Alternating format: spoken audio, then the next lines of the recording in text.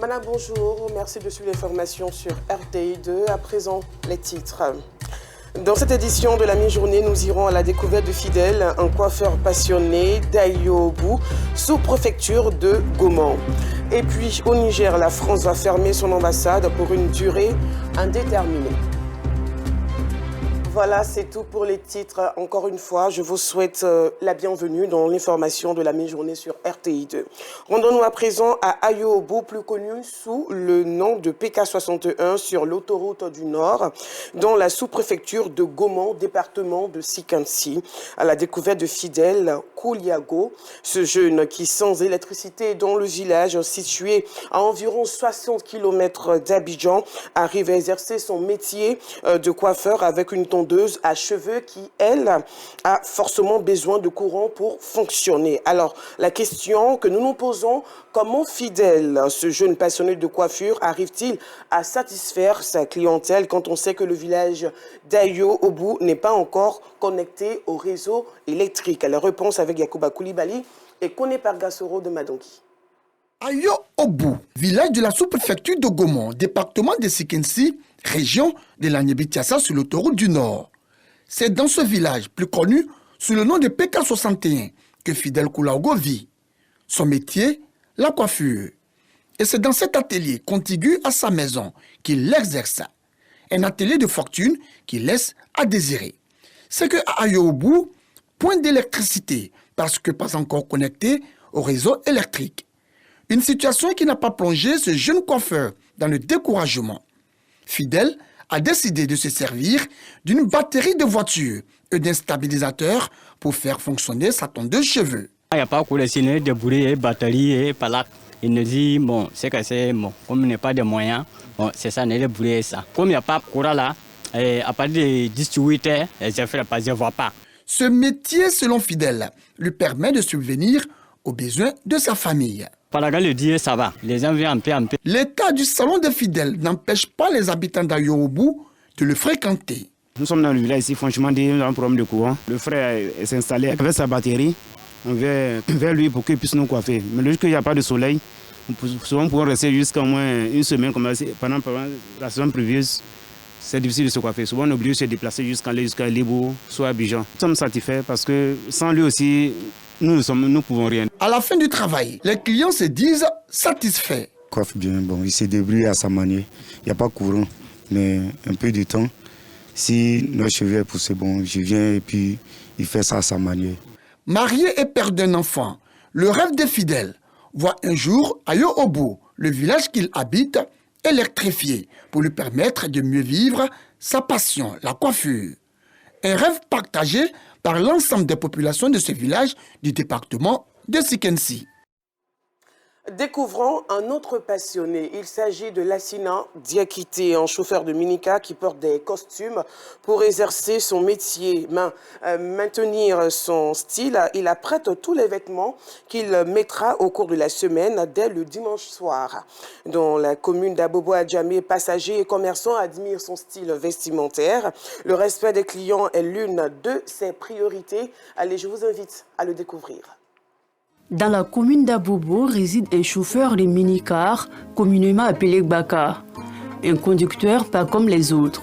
Lassina Diakité, c'est de lui qu'il s'agit. Comme à son habitude, il nettoie ses chaussures, met son nœud et sa veste avant de se rendre au boulot.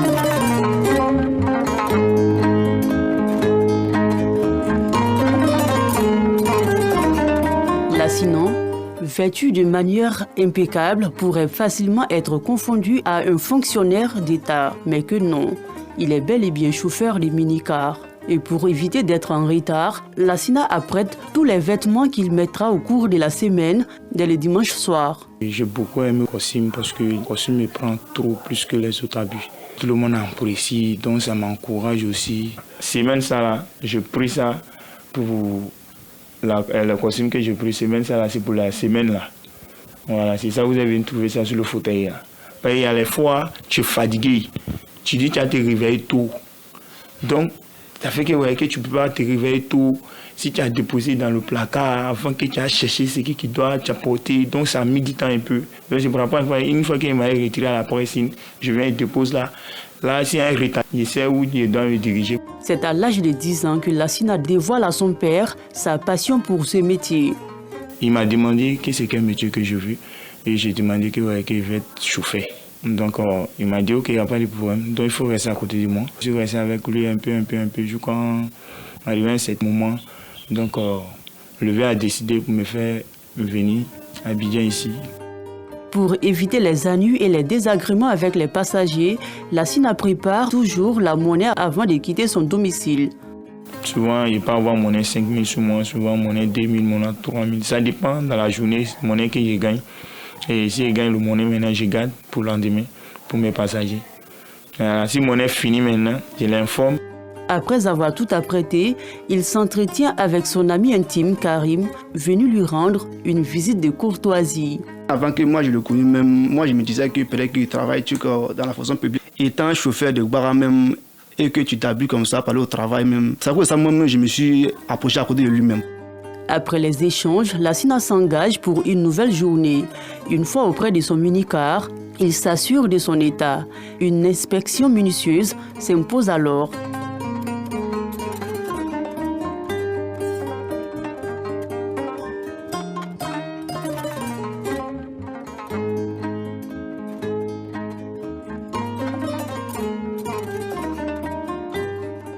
Rassurée, Lassina part à la recherche de sa clientèle sur l'axe Abobo PK18, commune d'Adjamé.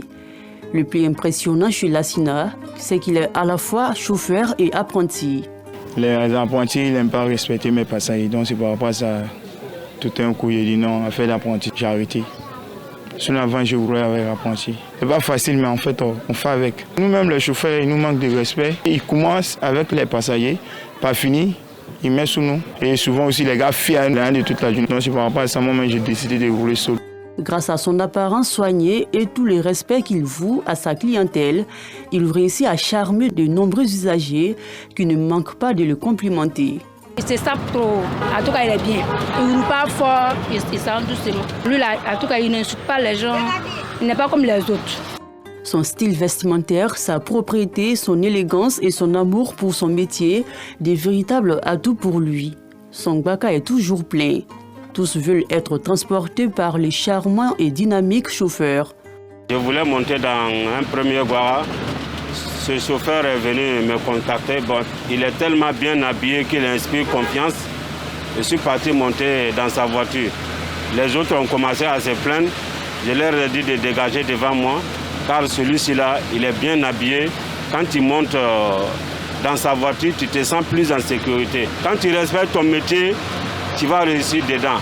Mais ceux qui prennent leur métier comme avec la main gauche là, le métier aussi va les prendre avec la main gauche. À la gare d'Abobo, l'accoutrement de Lassina séduit et impressionne plus d'un. Sa manière s'habiller même là, ça attire les clients de monter dans son camion. Quand c'est un coin, le client ne peut pas faire foutre sur toi. Mais si un chauffeur tu es sale, quand c'est un coin, le client va toujours faire foutre sur toi. Pour éviter tout désaccord avec ses passagers, Lassina les conduit toujours à destination, contrairement à d'autres chauffeurs qui, eux, profitent des embouteillages pour laisser leurs passagers en cours de route. Les passagers, on les prend et puis on les met dans les difficultés, les gars payent les transports et puis on les met encore, les gars marchent là. Moi, dans mon cœur, je ne peux pas faire ça parce que ce n'est pas normal. Parce que quelqu'un qui dit non, il va à la Renault et puis vous êtes tombé d'accord. Et puis après, maintenant, arriver en cours de route, si en embouteillage, vous tournez à la personne. Vraiment, c'est du péché. Moi, je ne peux pas faire ça. Un peu que moi, je gagne, ça me suffit. Parce que de 1, je ne prends pas péché de quelqu'un.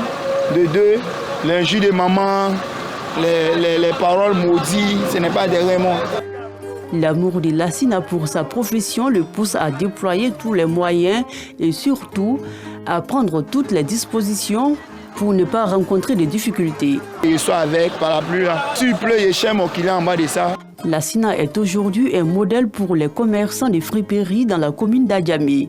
Ces derniers louent son courage. Parfois même moi, je m'habille comme ça. Parce que je vois un chauffeur de Baka déjà qui s'habille. Donc pourquoi ne pas vendre les guines et puis s'habiller comme ça aussi? C'est parce qu'il a plu, c'est pour cela que je suis comme ça. Sinon chaque jour, je m'habille en responsable comme le vieux père. C'est un vieux père en tout cas. Il m'inspire beaucoup. Ce jour, La SINA sensibilise les autres chauffeurs à être des modèles en adoptant un comportement exemplaire. Toi, tu es en train de prendre 20 personnes dans ton véhicule. Normalement, là, les doses, les boissons, les comprimés, on va arrêter ça. Et de deux encore, ils ont qu'à respecter les passagers. La SINA a un seul objectif, avoir son propre véhicule. Mettre à ma prière pour ça, avoir ma propre voiture. La SINA, l'élégant chauffeur reste un modèle pour les jeunes Ivoiriens et Africains. Pour lui, il n'y a pas de saut métier. Il faut juste s'armer de courage et savoir saisir les opportunités pour atteindre ses objectifs. Dans l'actualité hors de la Côte d'Ivoire, la France annonce la fermeture de son ambassade au Niger. Depuis le coup d'État du 26 juillet 2023, les relations entre les deux pays se sont gravement détériorées. Des sources diplomatiques expliquent que la représentation française n'a plus la capacité de fonctionner normalement ni d'assurer ses missions. Et pour terminer, dans la guerre qui oppose la bande de Gaza à Israël, alors que l'armée israélienne a intensifié ses bombardements dans le sud de la bande de Gaza, où la situation humanitaire déjà critique continue de se détériorer, le Conseil de sécurité de l'ONU devrait voter ce vendredi une résolution largement affaiblie et remaniée sous la pression des États-Unis, destinée à améliorer l'aide humanitaire sur place. Voilà, fin de ce journal. Passez un bon après-midi sur RTI2.